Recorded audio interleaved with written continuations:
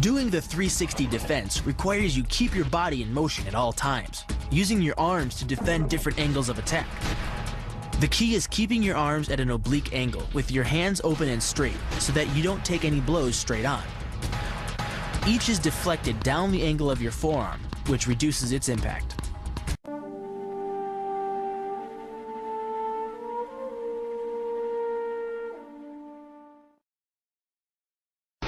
The kick's power comes from the torque generated by the rotation of the hips. It's the same principle that cracks a whip. Turning the hips just a few degrees forces the foot to travel a much greater distance and creates a lot of speed as it does. The longer the leg and quicker the rotation, the faster the kick.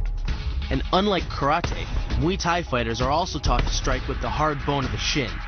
A Muay Thai kick can generate roughly the same force as a baseball bat, enough to crack a rib or a leg.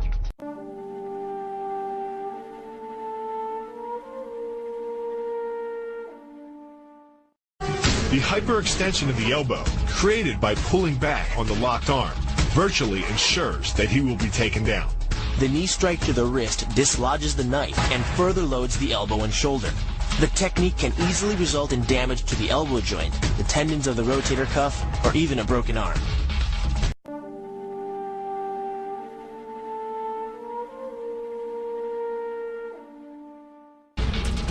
First, the opponent's arm works as a lever to optimize your control. Second, your own back serves as a pivot point for the throw. The strength and stability of your back allows you to throw a much heavier opponent than in a move that requires you to lift him.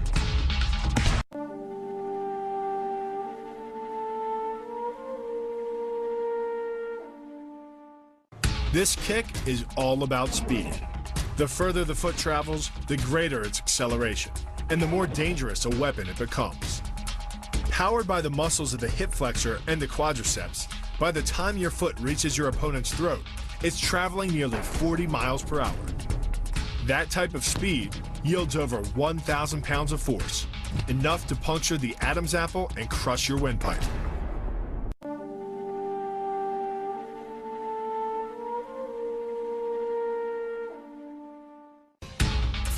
But the real damage from the knee bar doesn't come from gravity.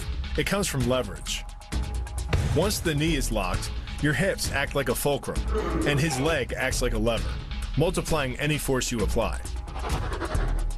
So even though the ligaments and tendons around the knee can sustain 1,700 newtons of force, the knee bar can load a lot more than that, enough to completely destroy the joint.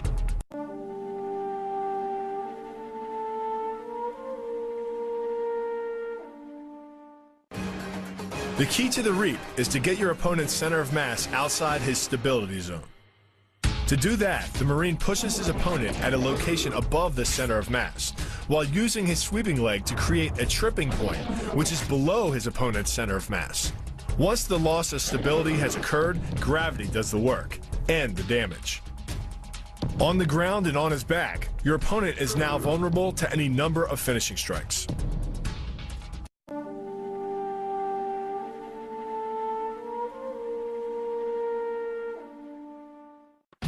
Starting from behind his opponent, the Marine wraps his arm around the enemy's neck and forces his elbow beneath the chin.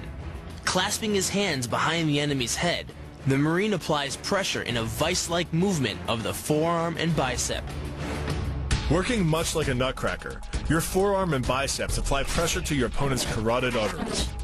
Located on either side of the trachea, these two arteries are the only way to get blood to the brain. It can take less pressure than squeezing an orange to stop the flow of blood to the arteries. And with no blood flow, the brain shuts down almost instantly. Fight over.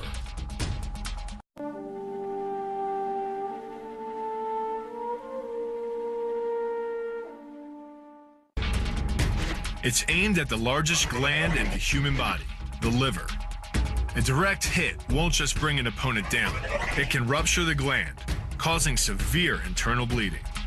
But the liver is well protected by the rib cage, so the kick must be accurate to within half an inch.